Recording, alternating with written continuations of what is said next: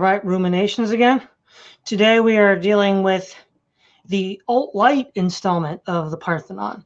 Now, the alt-lite was made up of characters like Black Pigeon Speaks, Lauren Southern, Paul Joseph Watson, and the like. So from my understanding, the alt-right comes first on the internet space. And it seems like to me, one of the earliest alt-lite proponents was Paul Joseph Watson. Now, he was famous in the previous decade for being a reporter for InfoWars. And then he sort of developed a quasi-independent persona. I mean, he still writes for InfoWars even today. So it seems that in a lot of ways, the alt-lite has at least part of its roots in the Alex Jones milieu. Because, again, Paul Joseph Watson is such an important ideas man in the alt-lite. Now, obviously, Black Pigeon Speaks and Lauren Southern, and I don't know if Tim Pool fits in there, but sometimes he's been associated with Lauren Southern. I first heard about her through her because they were reporting on no-go zones in Sweden, about the Islamic no-go zones in like Malmo. So we can maybe get into whether Tim Pool is the alt-lite or not. But it seems that the alt-lite was standing for more civic nationalism rather than ethno-nationalism. And for like a year and a half on YouTube, there was a lot of debates. Sargon of Akkad is also alt-lite. And there was a lot of debates, primarily, most famously the Andy Worski stream where Sargon of Akkad and Styx, Hexenhammer, debated Millennial Woes and Richard Spencer on ethno-nationalism versus civic nationalism. And that wasn't the only instance, but it was the most famous. And if anything, what the alt-lite stood for, it was that. Now, there were other elements that, we're not necessarily status quo, but we're also not necessarily ethno-nationalists. Now, what's interesting, though, is with the alt-lite, we did see overlap with the manosphere. So, for instance, someone like Black Pigeon Speaks will repeatedly make videos pointing out the problems of women in society today, which sound very similar to points that have been made within the manosphere, MRA, MGTOW spheres. Though he himself doesn't really easily fit in that category. He does have some of their talking points. So there is some overlap with the manosphere, but generally the stuff like ethno-nationalism, reactionary, like so monarchism or anything like that, established religion, they would definitely have not accept those elements of neo-reaction or ethno-nationalism. The only thing they might borrow some from is the men's rights MGTOW group. So the original three, the NRX, the ethno-nationalists, and the manosphere, they do seem to have some crossover with the manosphere. But that would be about it. And so from my perspective, the alt-lite sort of has to begin with InfoWars because of Paul Joseph Watson. So what would be your overview of the alt-lite? Well, I think that the alt-lite can be somewhat difficult to peg down ideologically because I think that they are, in their roots, fairly eclectic. I think that one thing that wasn't mentioned is that there is a kind of connection within certain aspects of paleoconservatism with things like Tacky Mag, which is where Gavin McInnes came from. And I believe Jim Goad was also associated with Tacky Mag. You also have some of those institutions that we discussed that are kind of indirectly related to paleoconservatism, but they're more like populist outlets like Breitbart, for example, where alt-lite figures like Milo Yiannopoulos seem to come from. I think what it was is that in those earlier days of the right on the internet, there was this kind of big tent where all of these different views could come out. And I think that more or less organically, kind of in connection with populism and also in connection with the kind of leftovers of paleoconservatism, a number of sort of proto-alt-lite people kind of organically came to congregate with one another. And because the term alt-right was very open-ended at that time. They kind of latched on to the alt-right proper, as it were. Now, this all changed at Charlottesville when the alt-right became more publicly associated as a label with things like ethno-nationalism, at which point I think the term alt-lite started to be presented as a kind of strategical alternative. The first place I heard the term was from Gavin McInnes, who wanted to dissociate himself from the Richard Spencer crowd. Now, ideologically speaking, it's a very, it might be the broadest group on the whole of the Parthenon, because on the one extreme, you have someone like Stefan Molyneux, who's like an anarcho-capitalist, race realist, basically bordering on alt-right in the proper sense. But he still really congregates in those alt-lite circles, I think. And he's certainly has the culture, like the feeling, the spirit, the talking points of the alt-lite, the emphasis on freedom of speech, the guests that he talks to, this kind of thing. And then on the other hand, you have someone like Ben Shapiro, who's basically a kind of neocon, but who still runs in those circles, who still has the style, who still does the college campus tours. And so it can be difficult to peg them down as an ideology, and they almost appear to be more of an approach or a style. But I think that you might be able to find some loose ideological common ground among them. I think that they tend to be much like the populists, much like the MAGA people or the Brexit people, but more libertarian, with a kind of more culturally libertarian, individualistic frame of mind that's almost reminds you of something like some kind of like quasi-pornographic 1980s slumber party or something. I think that there is also a third element, which is the fact that they're kind of tangentially acquainted with the alt-right. So they sort of like are like quasi alt-right in terms of like their memes, their modus operandi. So they're kind of this curious hybrid of populism, libertarianism, and alt-right. So yeah, like for example, this sort of like hybridization, Pepe the Frog. Like for example, Sargon of Akkad was popularized the idea of Kek in Kekistan, and they use a lot of Pepe memes. And even the alt-right would use Kek memes. And so they were both using the same memes, which sort of made it difficult to tell sometimes from the outside observer who was who, even if they didn't necessarily have the same opinions. Yeah, exactly. And in a sense, this is what makes the alt-lite valuable, because you might say that despite the fact that they get touchy about certain topics where they don't want to go, I think that their emphasis on cultural libertarianism, their emphasis on what they call the discussion, for which Richard Spencer speaks of them rather dismissively, I think is an advantage, because it allows for things like combinations of views that will be both race realist and libertarian on some of the more fringe aspects of the alt-right. So there's a kind of sense of fun, of intellectual curiosity, which maybe lacks some of the, you might say, pretentious earnestness that you get with some of the more severe people on the alt-right. So it's not that I agree with everything on the alt-right. It's that I like the fact that there's this sense of possibility that's implicit in their attitude. Yeah, I like your point that you made about cultural libertarianism, in the sense that what they object to is that the system is too regimented, too structured.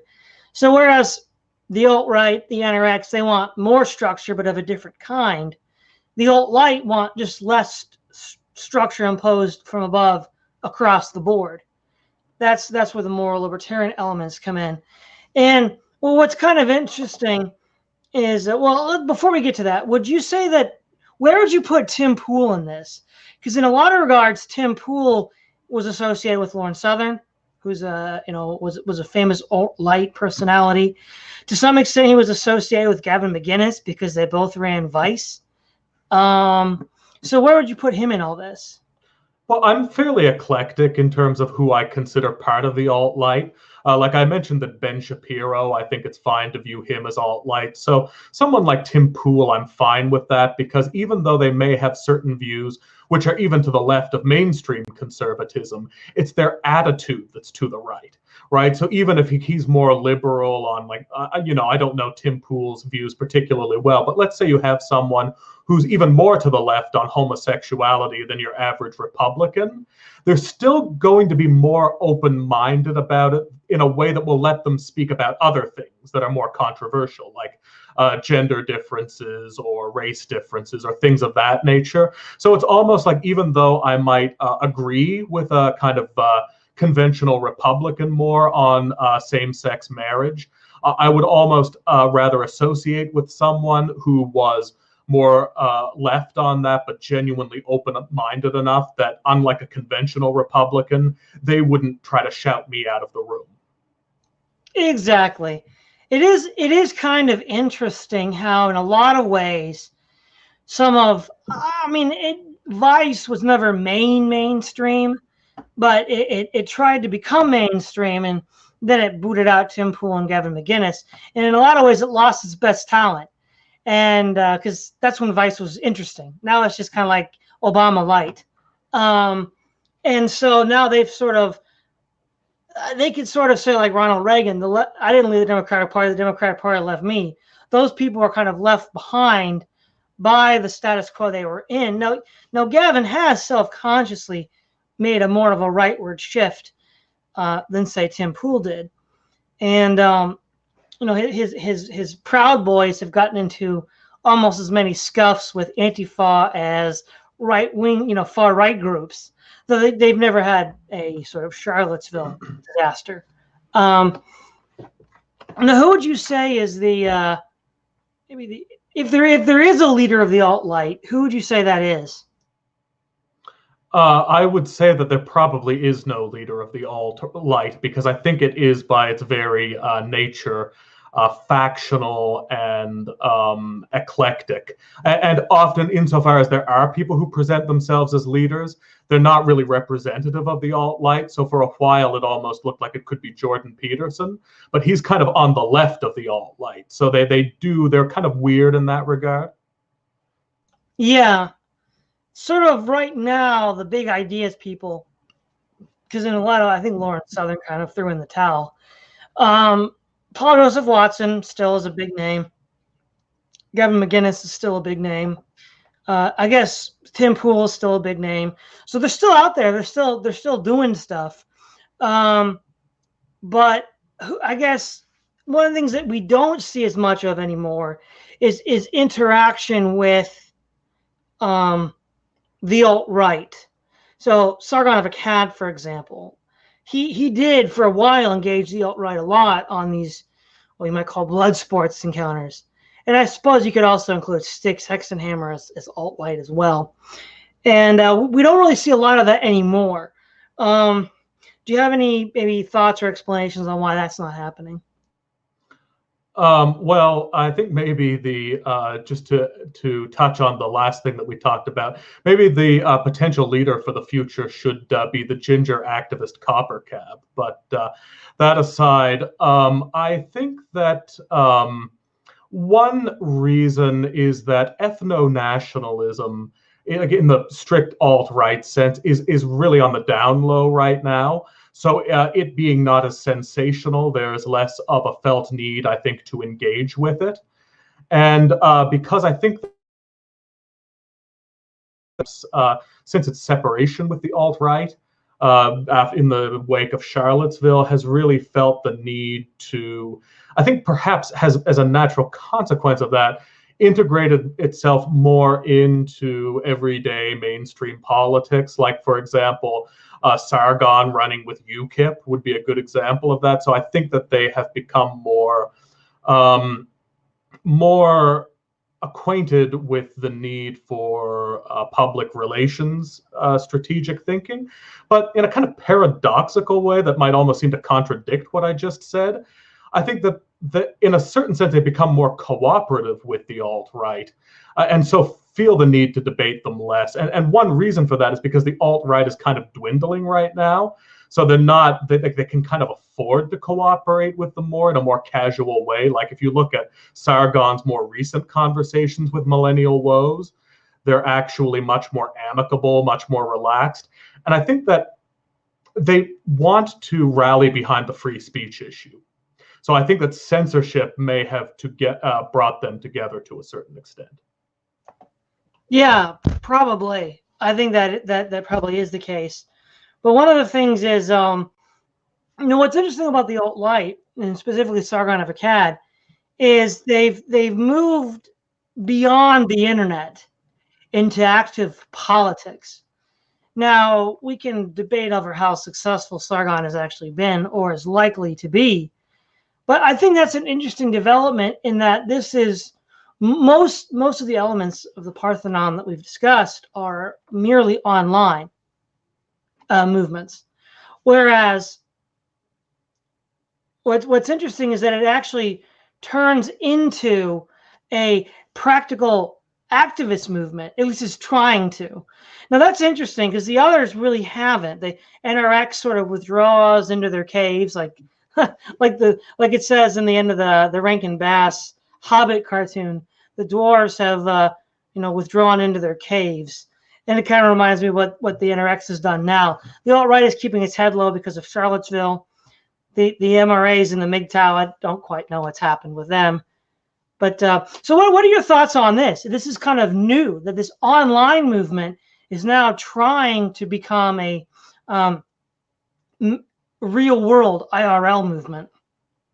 Well, I think that one thing that allows them to do that is their proximity to populism, because the alt-lite is often like a more intellectualized and cerebral version and more libertarian version of populism, but they kind of have the same political goals. So they're able to more easily integrate themselves into that. Whereas if you have like the MRAs, they're just a one-issue movement, right? So they're not going to really easily latch on to something like the actual politics of the populist movement. And with people like NRX or ethno-nationalists, they are, if at best, dubiously supportive of populist candidates. But I also think it's because they view populist candidates as having been a disappointment. So, for example, with Brexit not being delivered on schedule, with Trump not building his wall, I think that they feel the need to kind of take the reins of this thing, since the kind of more normie populists have not really proven up to the task in a way that's convincing to them.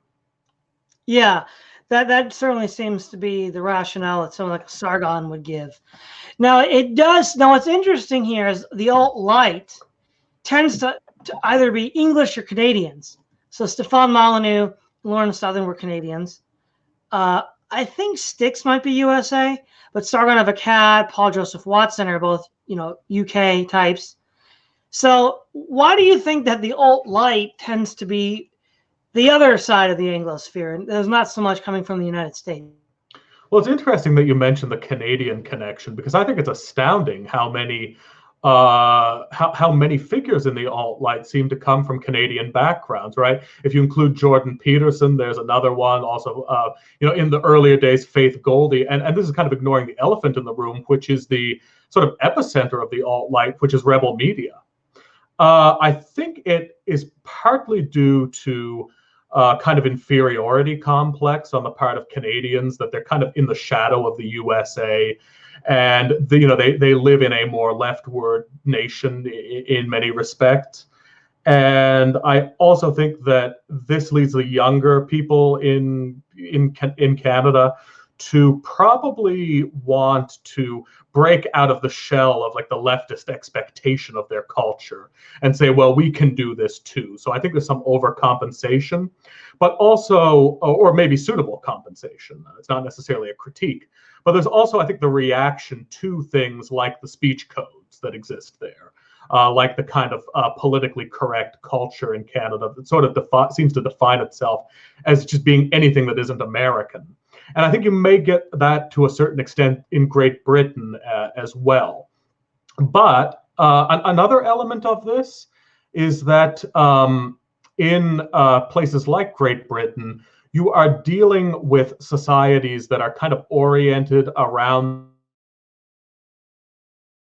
model, like that's always had sedition laws, that's always had, like the sort of reverence for the monarchy. So I think that the irreverence of the alt-light is kind of attractive to people who may have like more leftist psychologies, but who latch on to these rightward ideas. And so I think that basically what there is, the reason the alt-light is so popular in Commonwealth nations is because, ironically, I think it might be basically a libertine or a cultural libertarian reaction to the fact that the kind of established conservative order has been overtaken by the left and the cultural Marxists in terms of like the traditional Commonwealth institutional structures like the monarchy and the whole parliamentarian Commonwealth system. And so naturally, the spread of rightward ideas in these nations is going to kind of take on a sort of revolutionary, individualistic, anti-establishment tone that sort of fits the void that the left traditionally fit in those nations. Hence the name Rebel Media. Right. The other thing, too, it's quite probable that in the United States, because a group we haven't covered yet and we'll cover in the future, the populists tend to be more established in the United States with the idea of the Trump train and the Donald Trump election.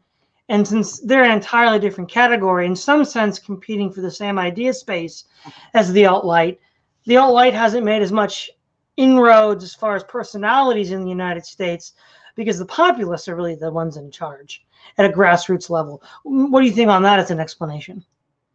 Yeah, I think that that's probably true, that in the United States, there is enough of a kind of Republican, classical liberal sort of tradition, at least in name, maybe in name only, but you have these sort of antecedents with people like Ronald Reagan and Barry Goldwater and that kind of thing, where I guess it's old enough that it can still maintain some of the traditional psychology. Whereas in the Commonwealth nations, this idea of a classically liberal right is basically a purely modern phenomenon. And I also think that that they really do have a different like psychology. Like, Jordan Peterson, with respect to like Big Five personality, he'll talk about how conservatives are low in openness and high in conscientiousness, kind of like normie, suburban types. Or high in openness, like creativity, and low in conscientiousness, so they want to, go on welfare and be artists or whatever. I actually believe that in the United States, that dichotomy is probably still in place to a certain extent, whereas I actually believe that the alt-light, as opposed to the populists, probably are more high in openness, low in conscientiousness, like somebody like Steven Crowder, right? They really are like, they are people who in previous generations probably would have been leftists. Yeah. Now, maybe we should have actually started with this, but how would you sketch the origin and development of the alt-light? Well, I think we did touch on that initially, but basically what I had said is that I think it grew organically in the context of the culture of the like the whole like skeptic Gamergate, the kind of wild west of the internet, but I think also kind of latching itself on to the alt-right, like when Steve Bannon wrote that Breitbart was kind of an essential outlet for the alt-right. To the bafflement of people like Richard Spencer, who had no clue, or at least pretended to have no clue, what he was talking about. So I would say that I think it was a combination of some residual paleo-conservatism with people like Jim Goad and Gavin McInnes and Tacky Mag and Breitbart, together with this sort of like a phenomenon on the internet with Gamergate. So you've got people like Milo from Breitbart, like Jim Goad, sort of involved in this whole sphere of things. And then when the alt-right started to make a name for itself, it was kind of just part of that whole soup. of how things were manifesting themselves, until Trump came on the scene, and then they were sort of just riding the wagon like everyone else. But they were probably the ones who had the biggest hand in actually helping to push the wagon. Yeah. If anybody could claim to push the wagon, it would be the alt-light more than the alt-right, in large part because the alt-light was just a bigger movement. Like, for example, there really isn't any. I guess there is an alt-right TV show, sort of, Red Ice, which is now a TV show as well as a radio show. But I think Rebel Media was a TV show before Red Ice was. Am I right on that? Well, did you say that you thought that Red Ice might be alt-light? No. I said okay. No. I said that alt-light has more media connections than the alt-right. The only TV show that the alt-right even has would be Red Ice. Yeah, I would agree with that. I think that that there are a lack of media connections, because I think there are fewer people who are ready to get involved with the kind of ideas that the alt-right was describing. And I think because a certain type of person who's going to get involved with like the intellectual ideas on the alt-right are probably not the type of people who are really disposed to have those kind of connections, because they're just not practical people, right? They're people who deal with ideas, they're eccentrics, they're what millennial woes would call fringe types. So I think that the alt-light is going to be able to integrate itself better that way, both because of its proximity to publicly acceptable opinions, but also to the fact that it attracts types of people who want to become involved with it, who are going to be more savvy at that type of thing. Well, yeah, that's actually an interesting point, because a lot of the elements of the Parthenon that we've discussed already really recruit from people that have either through no fault of their own or through other reasons failed in this current system. And so they're not necessarily the best people that you want to have in a movement to lead, to challenge it, because they're, not to be glib or mean, but they're the losers. Whereas with the alt-light, they seem to be able to attract quasi-successful people.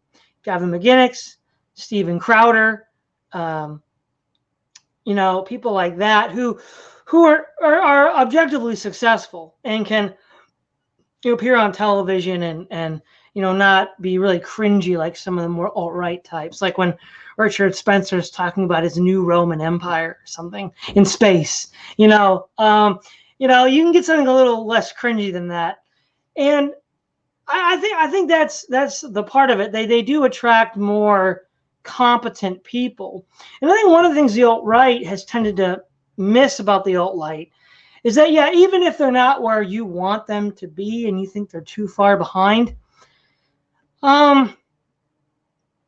they're probably necessary to shift the Overton window to the point where you could yourself become acceptable.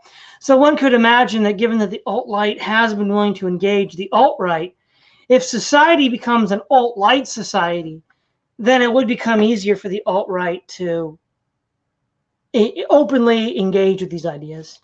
Yeah, I mean, going on CNN and talking about how the triumph of the white race will culminate in the reestablishment of Constantinople, and that it's necessary to preserve the European Union in order to bring this about, is probably not going to connect with your average conservative viewer, which is one of the lines of thinking that Richard Spencer prefers. I agree. I think that there is a very strange sense of time on the alt-right, and I'm not exactly sure where it comes from, but they seem to have been under the impression that in order for Trump in his legacy to be successful, that he would have to accomplish everything in his presidency. That in order for Brexit to have been a successful move, that it would have to be completed within the allotted time frame, or that in order for the movement to be successful, that its ideas would have to be integrated in some kind of 5 or 10 year span. I mean, I think much more realistically, in terms of the way these things play out, you should probably be thinking in terms of the next century, not the next 5 years. And so there is this kind of strange, it's like they're setting themselves up for demoralization. I mean, it's like with Charlottesville, one thing went wrong and they all fell apart. It's like you really need to you need to learn to look at it from a bird's eye view, right? To not look at it like I'm standing here and what's going to happen should be like something that I can see just around the corner. I mean, the fact that these things are not manifested overnight is not evidence of failure, nor is it grounds for demoralization.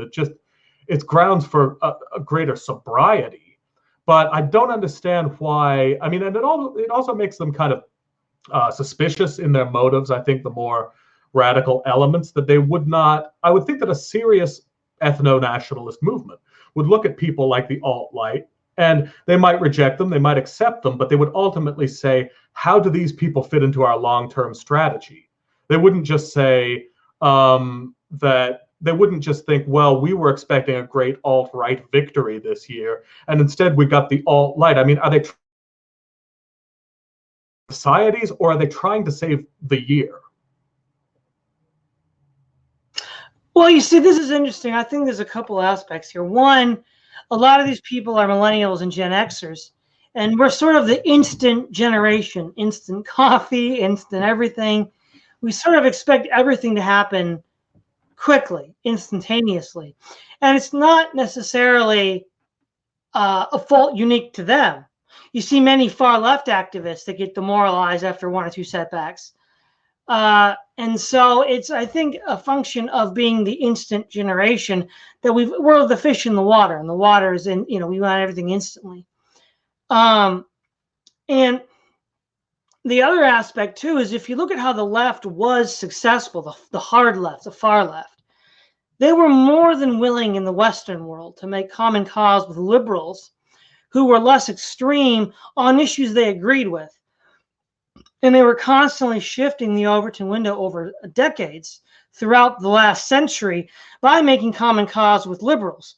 So if the alt-right, so you'll hear people like Richard Spencer and Greg Johnson say, we need to learn from how the left took power because we're where they were at in like 1850. Where the left was in 1850, that's where we are now as the alt-right. Well, how did they take power? Well, in the Western world, which is where we're in now, they did co-opt these less radical movements and started pushing them. And so you would think that they would see that's necessary from their point of view. And some maybe do, but it seems that most don't. So what are some of your thoughts on that? Well, I think it was very much part of the fad of the whole sort of 2016, 2017, just before and after Trump was elected. And, I will admit that I get it, right? There was an energy in the air. There was a kind of like feeling that even though you really had nothing to belong to in terms of any kind of popular culture before that, that suddenly there were all these people out there who were willing to entertain the kind of ideas that you talk about. And so there was this kind of enthusiasm, and I think that out of that enthusiasm came, they sort of built a carpet underneath themselves, just ready to be yanked out, because they place so much stock in, it's almost like people who are disadvantaged or who are demoralized will go for it when the getting is good. And I think there's an aspect of that. And then when it turns out to not really be the mirage that it was presented as being, that can lead to great disappointment. And then you have all kinds of people leaving. I think that it is really, unfortunately, something that basically has probably fizzled out because Trump is not running for office right now. Yeah.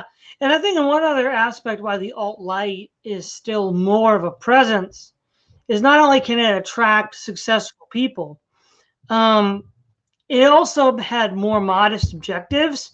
And so the fact that they haven't got everything they wanted immediately is considered less of a problem because they had a lower bar to meet. Now, maybe that's a good thing, maybe that's a bad thing, but it does explain the psychological robustness of the alt-lite, that they didn't expect as much immediately. And so, the fact that they didn't get everything they wanted doesn't put them in a sort of death spiral, so to speak. Yeah, I think there's also a more sinister aspect of this, which we haven't covered yet, which is I think because of the nature of their specific philosophies, they kind of had an inclination to almost, on the other hand, want it to fail on a certain level, because of course there is the whole prejudice against democracy, against populism, against Buchananism, and just all these kind of elitist authoritarian conceptions on the alt-right that were really eager to find some problem with solutions that didn't take on the characteristics that they were looking for. So if you have people who are already predisposed to believe that grassroots movements are bad, that democracy is bad, that parliamentarianism is bad, then you're probably, even though you may have been hoping for success on one level, you already have that part of yourself that's kind of lying in wait to say, well, we knew that this wouldn't work all along. Yeah, I could definitely see those elements. I saw them when I followed it. And the other thing too that's been a really important factor in the alt-light is there's been a lot less infighting, a lot less too many chiefs and not enough Indians. The people seem to be much more amicable with each other. So, for example, Tim Pool working with Lauren Southern, or Black Pigeon Speaks and working with Lauren Southern, or just these people, and Stephen Crowder, alt-light. He'll have lots of these different people on. And they generally tend to be more agreeable, less stuck on themselves, and more able to work with each other without feeling like, the old adage, too many chiefs and not enough Indians. Yeah, and I think that something that may, like a kind of historical reason why the alt-light might be more able to congeal than the alt-right is because I think it did come out of an existing culture, and I'm perfectly willing to be challenged on this. But my perception is that in 2012, let's say, you had the hipster phenomenon, right? And you had the Ron Paul phenomenon. And I remember even leftists, like who were involved in Occupy Wall Street, a lot of them still kind of liked Ron Paul because he wasn't that touchy on things like race issues. And he was, he spoke in terms of dismantling the banking system and special favors to Wall Street, of being opposed to militarism and that kind of thing. And so there was this kind of politically ecumenical nature that the whole hipster phenomenon had, where it was like Occupy Wall Street plus Ron Paul, and you had Ralph Nader, they liked him. And I think that what happened is due to a number of incidents, one of them being Trump, but some of them being things that happened on various college campuses. I think that the hipster movement kind of split in two and kind of became the alt-light and the SJWs. And so they maybe have a certain antecedent in hipsterism, which is a kind of pre-existing cultural entity and not simply a number of obscure academic or intellectual bodies in the kind of dark corners of the internet. Yeah, that does seem to be, the alt-right does seem to not have a necessarily organic, or rather, the only group on the alt-right that seems to have an organic, homegrown American component are the Southern nationalists. Even though that kind of the South shall rise again mentality is in decline, it at least was a historic identity of a historic American subculture, whereas a lot of these other identities are completely fabricated on the alt-right. But one of the problems with the identities that we see on the alt-light is, like, for example, Sargon and his sort of flagship, perspective. It's like it's the 90s, right? They want the 90s because it's all tied up in Gamergate. Gamergate was a big shot in the arm for the alt-light. A lot of people jumped on board with Gamergate. So one of the things is, though, all of the problems that the alt-light is criticizing now were already present in the 90s, or whatever period they want to go back to, whether it's the 90s or the 80s or whatever. The sort of like Buchananite paleocons want to go back to the 1950s. I get the feeling that the alt, and even some of the alt-right, you'll see their rhetoric and their memes. You know, like I remember when Man in the High Castle came out for Amazon, they had memes like, you know, oh, if the Nazis had won, it'd just be Leave It to Beaver or today with spaceships. You know, like hashtag what if we lost, I think was a thing that the alt-right memed. So there's that. With the alt-light, as far back as it maybe the 80s. Like I don't know like how far back they want to go, but it's not far enough back to where these problems aren't obviously manifested.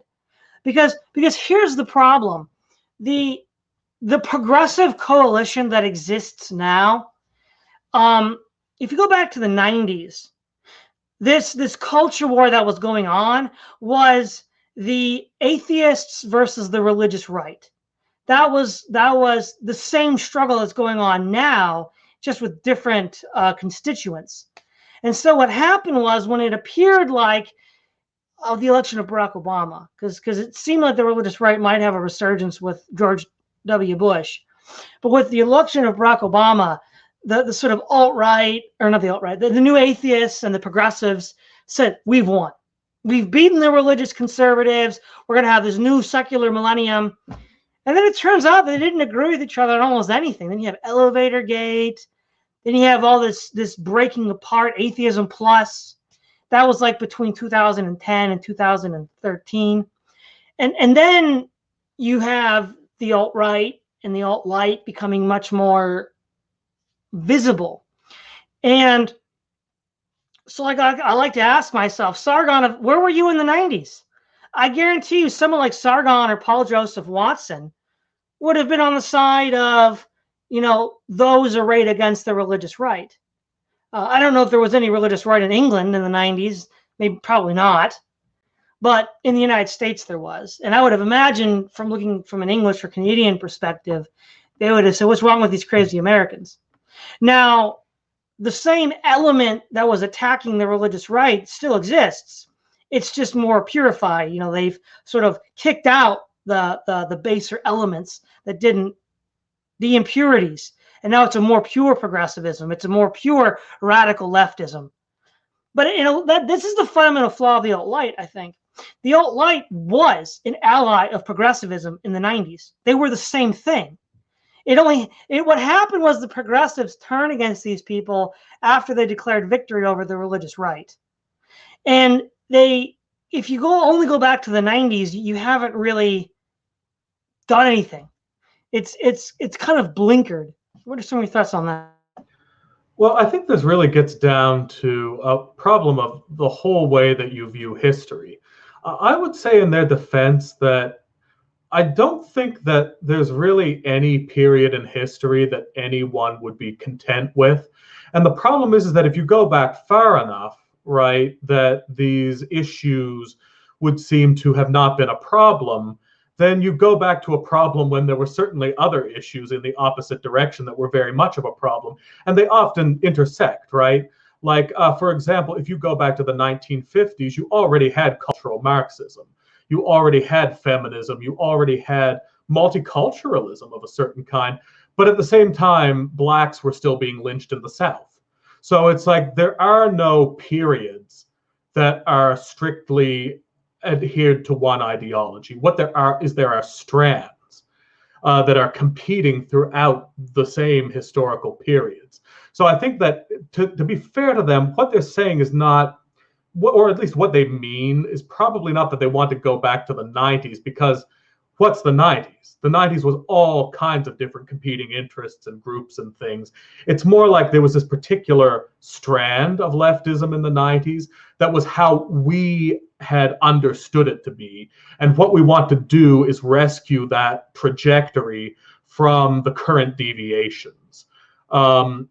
So I think that it does help to kind of to revise one's historical ideological perspective by focusing less on, you know, what time would you like to live in, what time would you like to go back to, because we're always going to go forward to something new. And I think that really it's about which direction do you want to take. And I think that It's not that they want to go back to the 90s, it's that they want to reestablish a direction that they perceived as existing in the 90s, rightly or wrongly. Well, yeah, that's probably a more fair way of looking at it.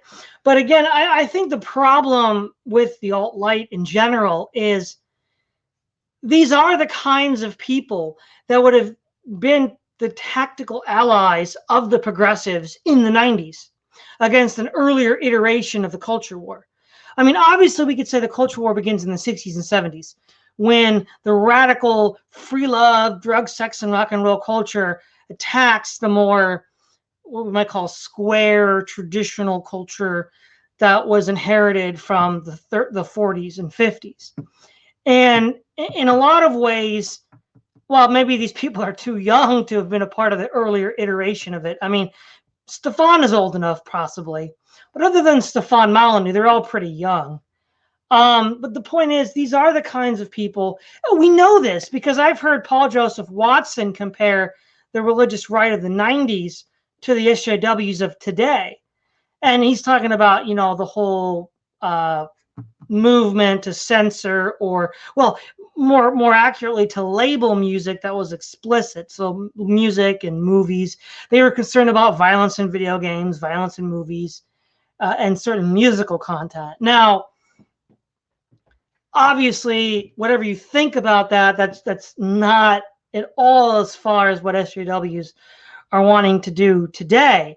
But the fact that he would line up against that group, that iteration of the culture war 20, 30 years ago, indicates that there's this issue of trust. That's part of the problem. I don't entirely trust the alt-lite because right now, their perceived authoritarians are far left progressives, and they're tactically allied with right-wing elements now because we're not in power.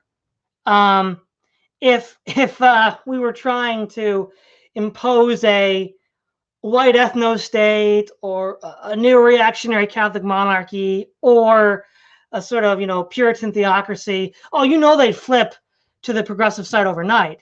They'd say, oh, this is tyranny. You know, at least Anita Sarkeesian allows me to play video games. So I'm not entirely sure how far we can trust the alt-lite.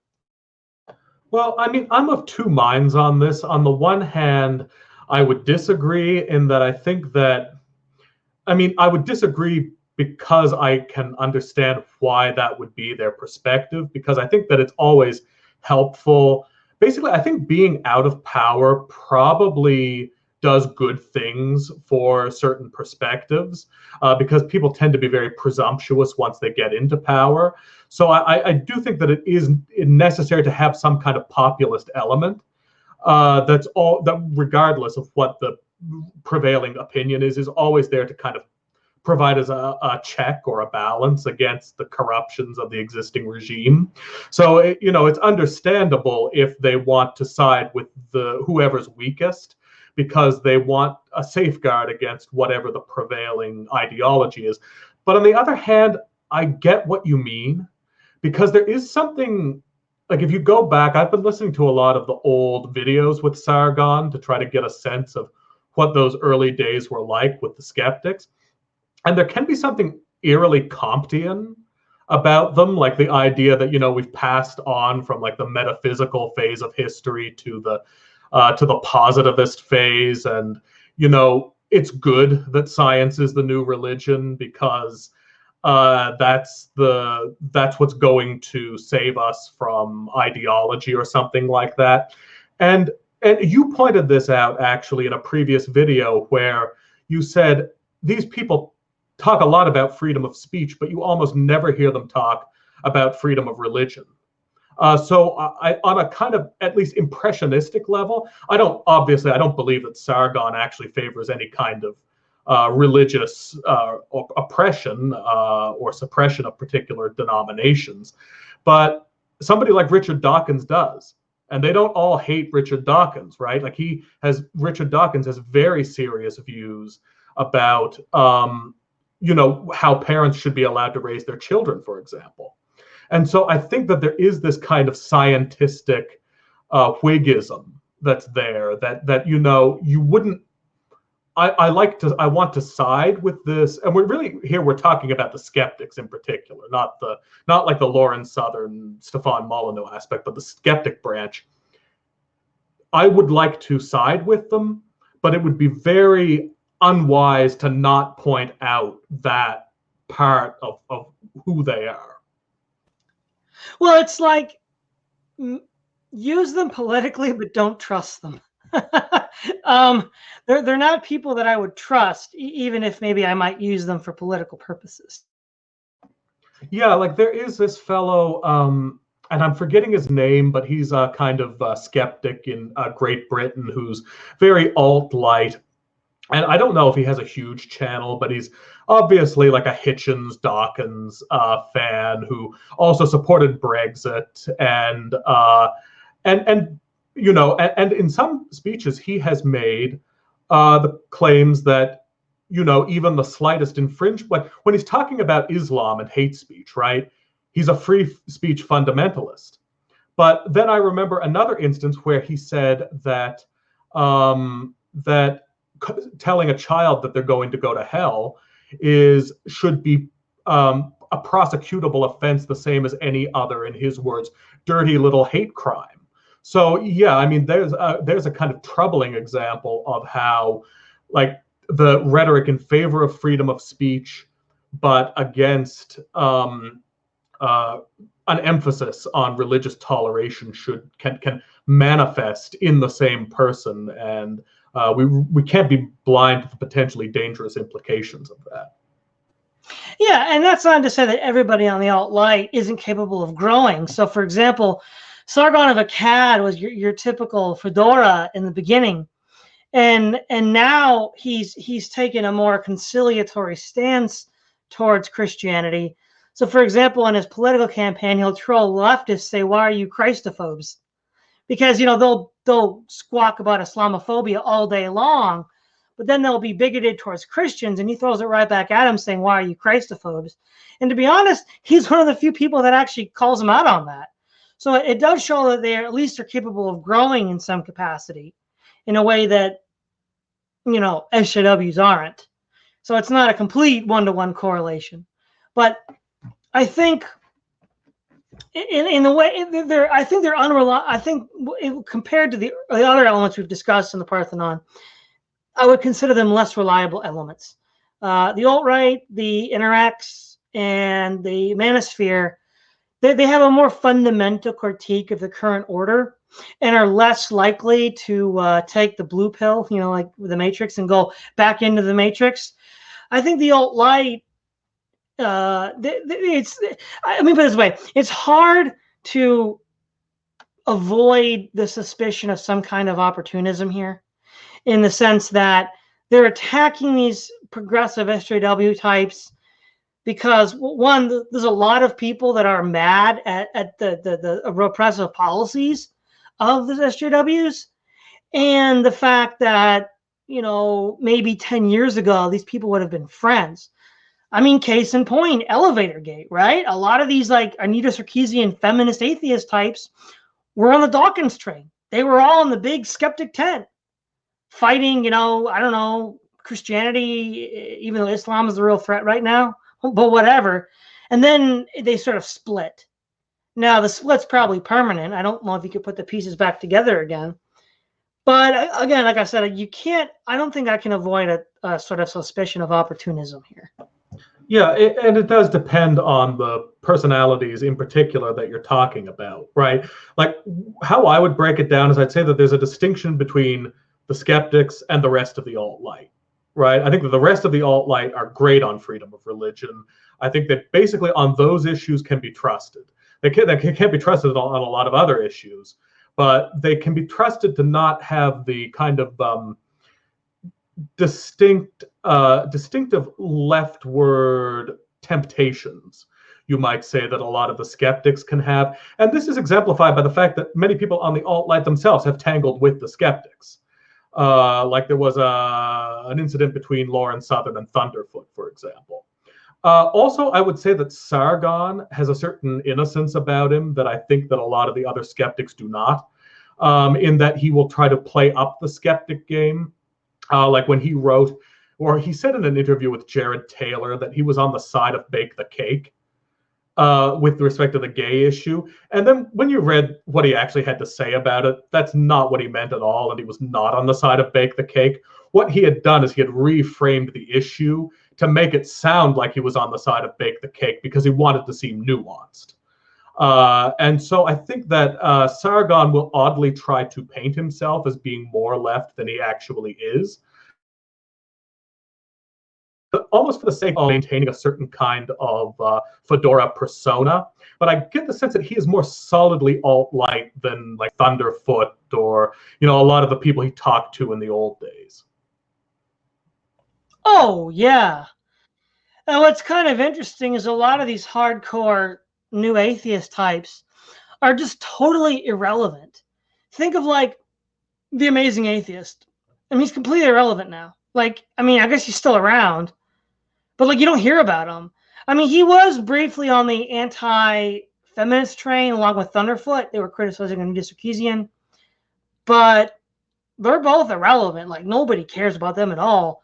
Sargon, the only new atheist that's really been able to reinvent himself to stay relevant is Sam Harris. Sam Harris has reinvented himself within this alt-lite rubric in the same way that, say, I mean, Jordan Peterson was never a new atheist, but he's sort of on the Jordan Peterson level, and he actually debated Jordan Peterson. Now, he has reinvented himself, but other than that, it may be Sargon. It's mostly irrelevant. And because ultimately the new atheists never had anything to say. That's the real punchline here. The reason why they're not relevant now is because they never had anything to say in the first place. It only appeared like it because they were jumping on the paranoia train of Islamic terrorism. So by jumping on that train, and even though it was the problem was Islamic terrorism, they were blaming Christianity, so try to figure that one out. But now that we see the real threat, domestic government repression, they're totally irrelevant. Like, they have nothing to say. You mean you're not holding out for Daniel Dennett? No. But we're about at the end of the hour. Is there anything you'd like to leave us with tonight? Yes. So in conclusion, I would say that I think that the alt-lite is going to stick around for a while in an attenuated form. And I think that it will probably be something that is there waiting to tangle with and co-opt, and to an extent be co-opted by the more alt-right proper once it crests again, which I think eventually it will. You can expect probably a little bit of a more, you might say, attenuation on the alt-lite in terms of becoming more MAGA in some areas, more sort of mainstream populist, but in other areas expressing frustration at that. In terms of things like, Sargon's running for the UKIP party, things of that nature. I think that the alt-lite, though, cannot be expected to push the narrative on its own. I think that basically we can't really expect much from the alt-lite going forward, except that it will be waiting to react to whatever changes arise naturally. But if I were to, in a moment of optimism, give a piece of advice to the alt-lite, or anyone alt-lite out there, or alt-lite-ish, it would be extend your sense of open-mindedness to people who you think are a PR threat, right? Like if you want to be genuine, if you really care about the discussion, if you really care about these classical liberal values, you have to extend it to race realists. You have to extend it to people who you might think are unpalatable. You can't have your cake and eat it too. You can't be the radical free speech advocates who want to censor everyone to the right of Stefan Molyneux. And I think that ultimately the best prospect for any kind of reunification between the alt-lite and the alt-right is probably going to have to be along the lines of intellectual consistency with respect to the free speech issue, so that you might say that more sensitive viewpoints on the farther right can be accommodated for on the basis of the classical liberal pro-free speech values of the alt-right. All right. Well, thanks again, Right Ruminations. It's always a pleasure. Thank you very much, Todd. This is your host, Todd Lewis, signing off.